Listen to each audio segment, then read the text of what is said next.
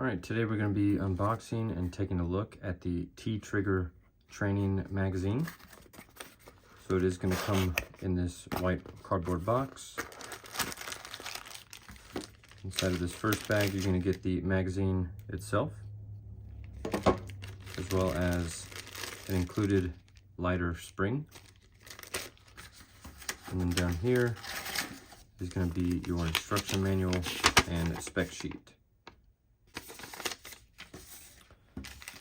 I also have today the spring kit that you can buy additionally, either with the magazine itself for a little bit cheaper, or you can buy this after the fact if you want to get a little bit more use out of it.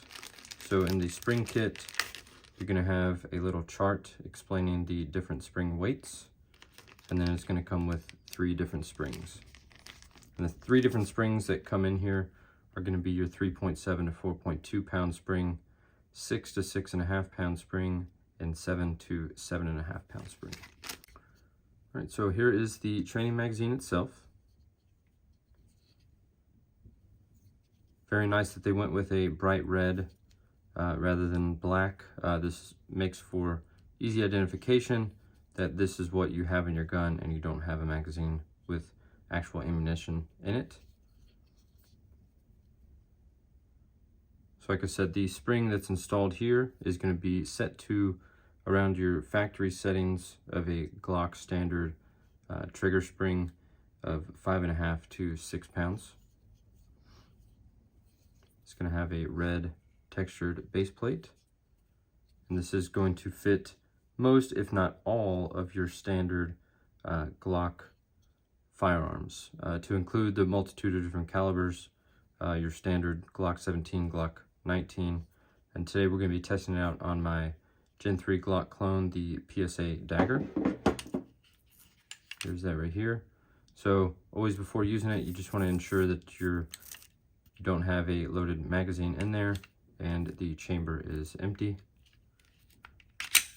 Right there. So the first time you put this in, it's going to be a little bit tough. You do have to push past this little mechanism right here. Once you get it in, it does lock in place.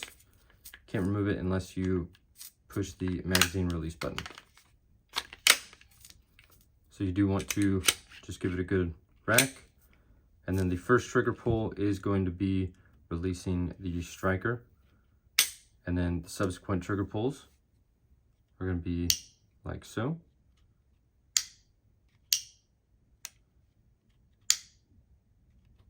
So it's not a complete replacement of how the, firing mechanism and the trigger bar and everything works inside of a Glock. It'll get you to pulling the trigger faster, so you can train with fast follow-up double tap shots and get over the typical left trigger pull that you get with a lot of Glocks or other striker-fired handguns.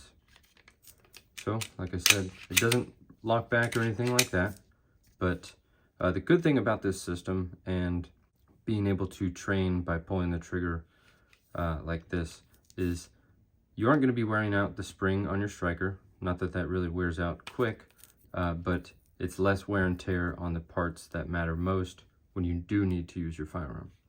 The other positive thing is not having to rack the slide back like you would when you're training without something like this. So every time you would pull the trigger, you would have to rack the slide to get your reset and then pull the trigger again.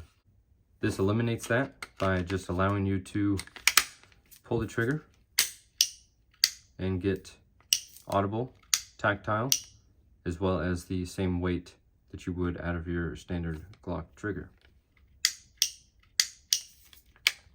In my opinion, this is kind of an invaluable tool. It'll allow you to just learn your firearm better, allow you to teach someone that's maybe getting into firearms for the first time, or even yourself if you have trouble with those follow-up shots and maybe pulling the gun left or right or however you shoot. This will definitely help you get over those hurdles that you may encounter when shooting a striker-fired handgun.